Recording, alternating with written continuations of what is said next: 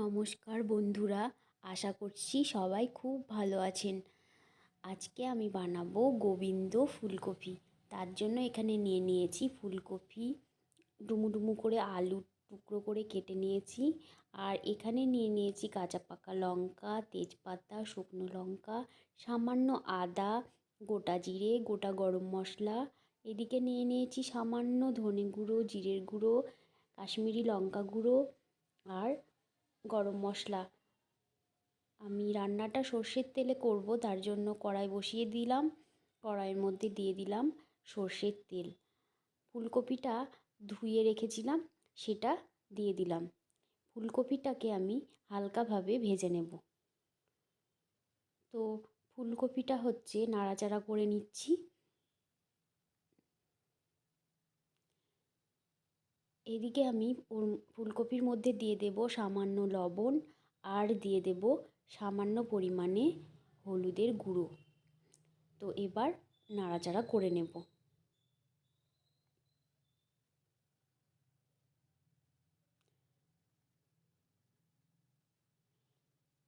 তো এদিকে ফুলকপিটা হালকাভাবে ভেজে নিয়েছি, তুলে নেব।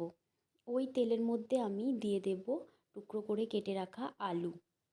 তো আলুটা একইভাবে লবণ হলুদ দিয়ে ভেজে নেব। দিয়ে দিচ্ছি লবণ, দিয়ে দিচ্ছি হলদি গুঁড়ো। তো এবার আলুটাকেও ভেজে নেব।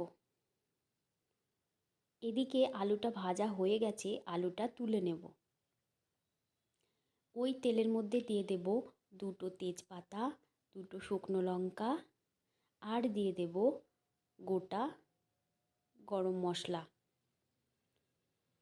এলাইচি, লবঙ্গ, দারচিনি। দিয়ে দেব হাফ চামচ মতো গোটা জিরে। মশলাটা একটু নাড়াচাড়া করে নেব।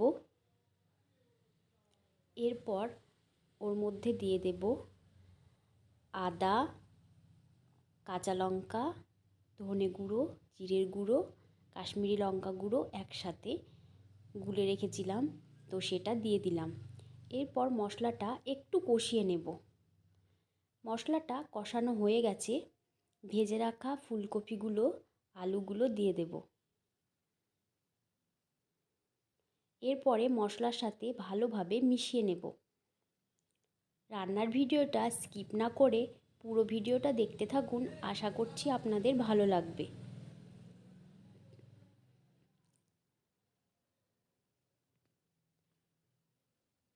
ভালোভাবে নাড়াচাড়া করে নিচ্ছি।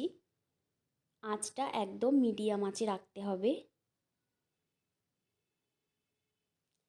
এদিকে আমি নিয়ে নিয়েছি গোবিন্দভোগ আতপ চাল।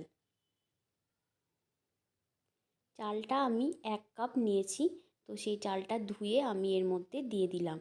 এবার আমি আলু ফুলকপির সাথে চালটাকেও ভালো মতো কষিয়ে নেব।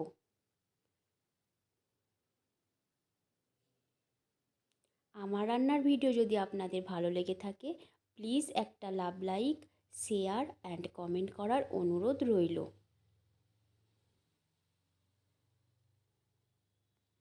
এদিকে ভালোভাবে নাড়াচাড়া করে নিয়েছি।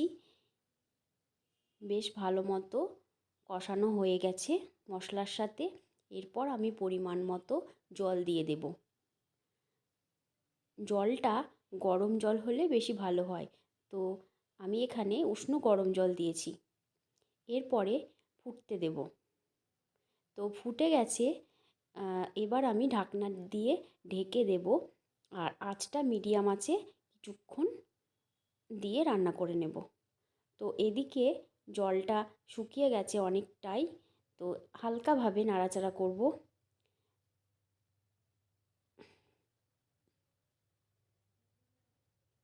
চালটাও সেদ্ধ হয়ে গেছে।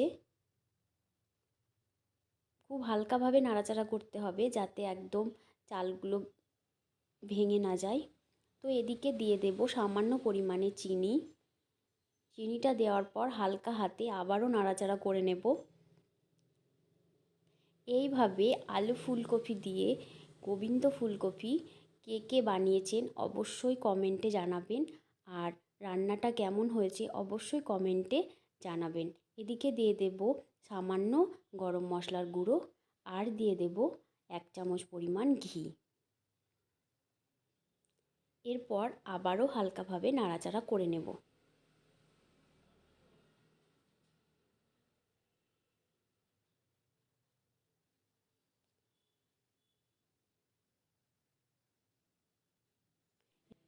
তো রেডি আমার গোবিন্দ ফুলকপি। অবশ্যই বাড়িতে বানিয়ে একবার দেখবেন।